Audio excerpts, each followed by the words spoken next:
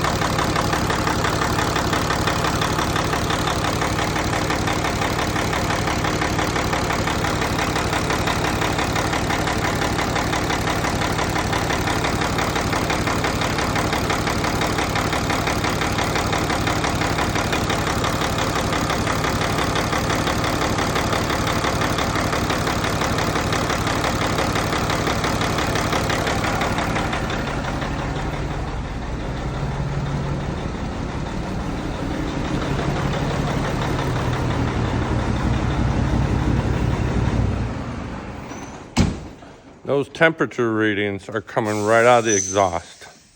I just measured each cylinder, the temperature. If you notice, the last two that I did, which was cylinder number 2 and 1, had about a 30-degree cooler temperature coming out of the motor. That tells me those two cylinders are not firing. I might have found my problem.